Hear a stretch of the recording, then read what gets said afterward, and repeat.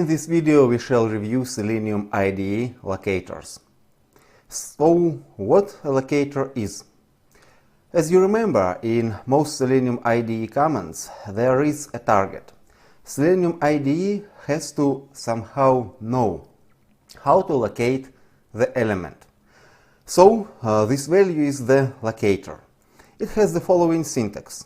Locator type equals some value. There are several locator types in Selenium IDE, and all those locators may be divided into two big groups. The first one is context-insensitive locators like ID, name, link text and partial link text. These locators never rely on the position of the element inside the document.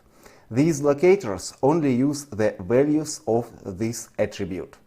And content-sensitive locators like CSS locators or XPath locators rely on the concrete position of the element inside the web page. Here are some more details. Context-insensitive locators rely on attribute values like, for instance, name, username, ID, login form, type, text, value, login, and so on. It doesn't matter where this element is located in the page. It only has to have the following name, the following type, the following value, and such context-insensitive locators will find this element. With context-sensitive locators, we are talking about document structure, about so-called document object model, DOM. So this whole structure is maybe a tree of a file system or something like that.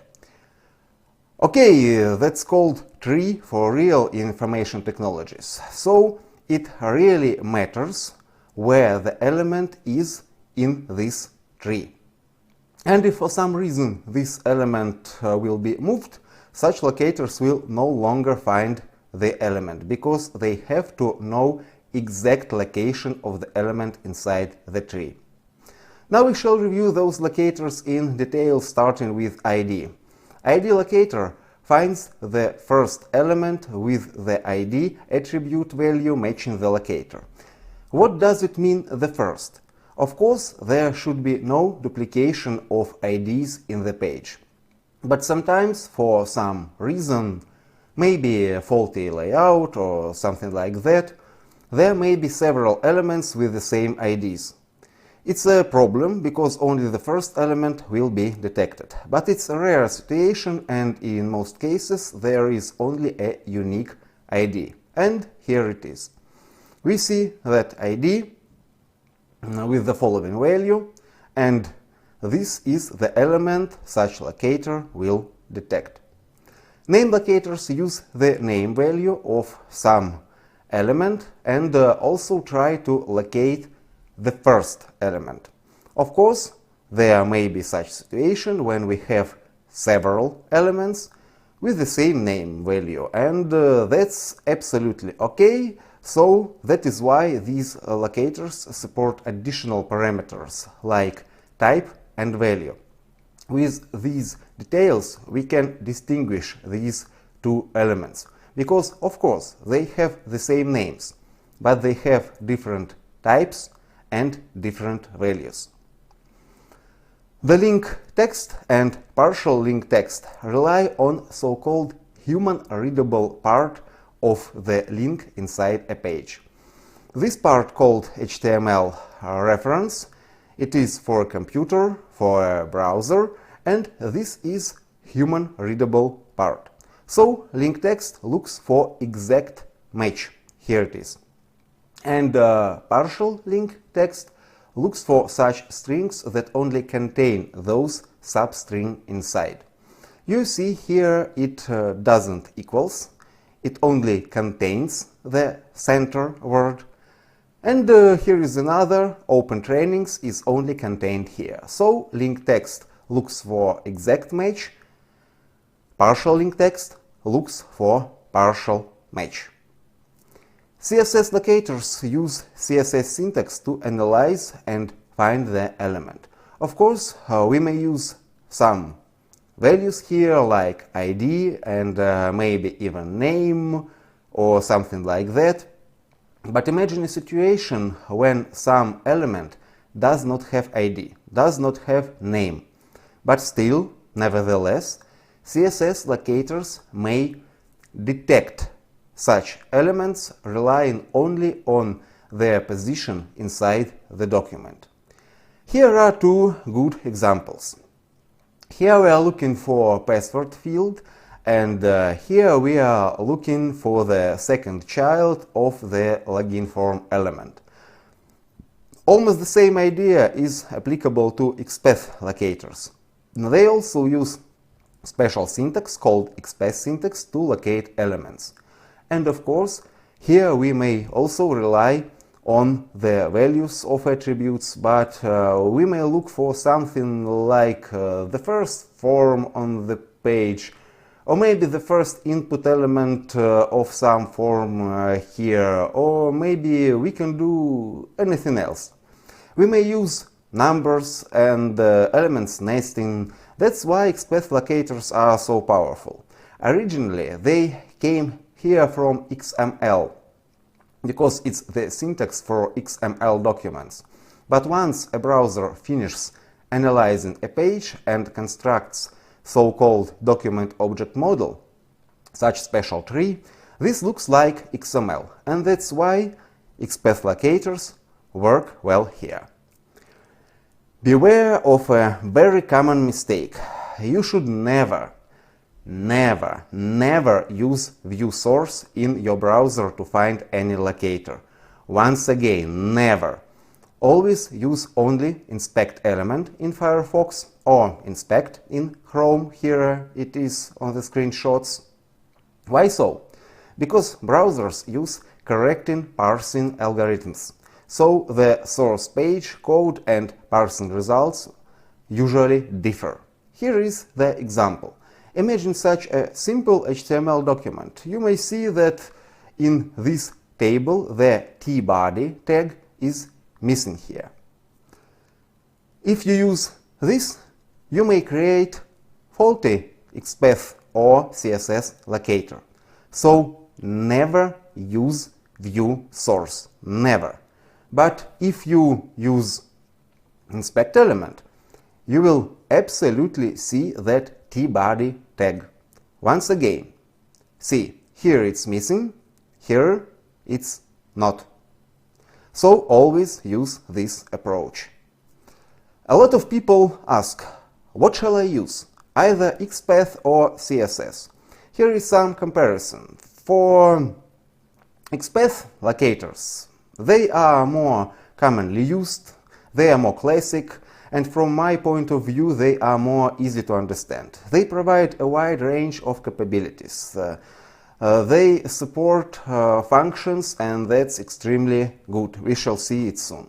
They may work with DOM downwards or upwards, any way you like, and they support text search, that's very good.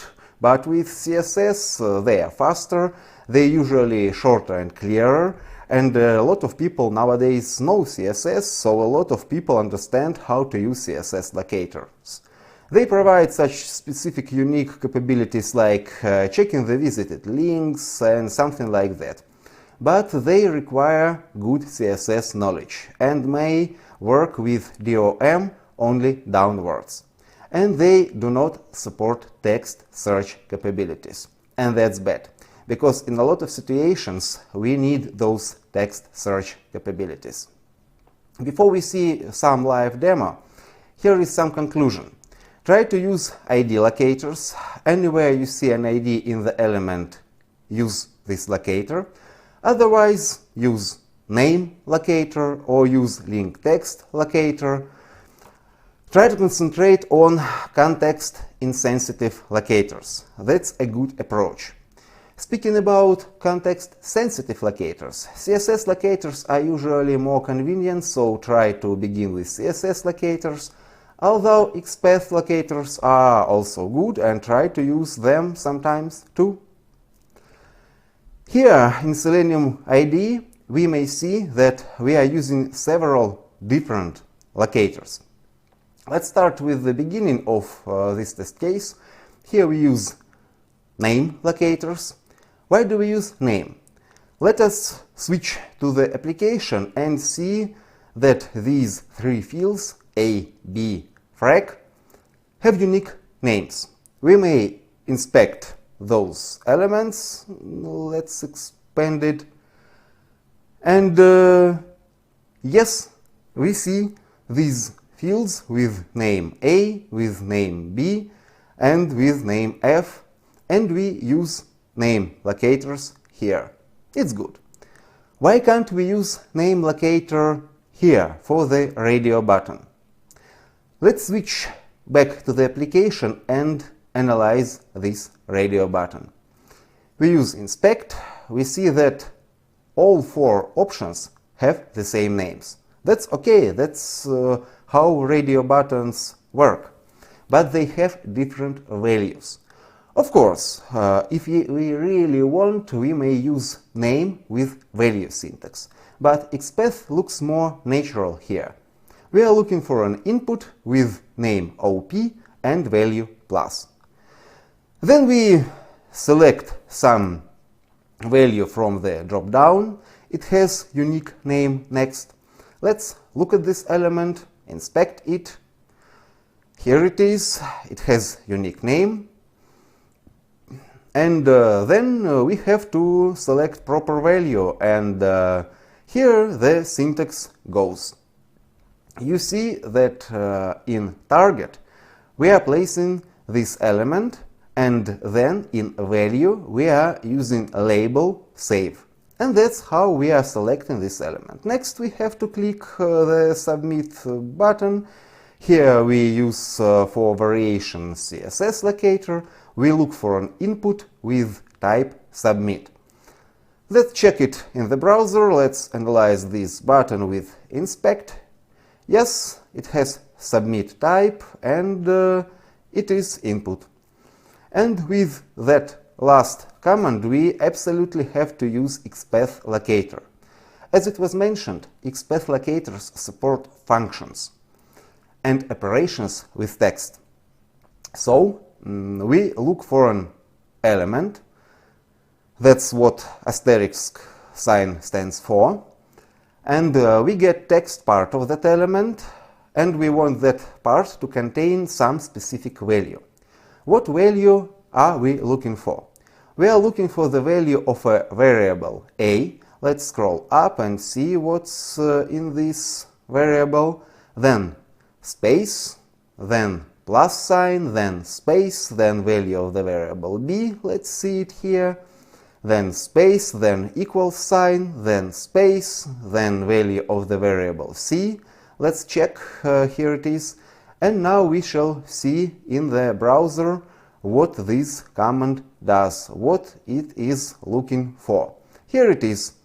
That's the value of the variable a, then space, then plus sign, then space, then value of the variable b, then space, equals sign, space, and the value of the variable c. So that's the whole value. As you can see, any Selenium IDE command may work with any type of locator. So choose any locator you want, any locator you like.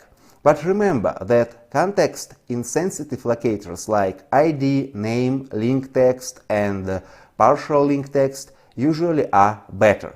Nevertheless, CSS or XPath locators also have their right to exist. And in the next two videos we shall review CSS locators and XPath locators in more details.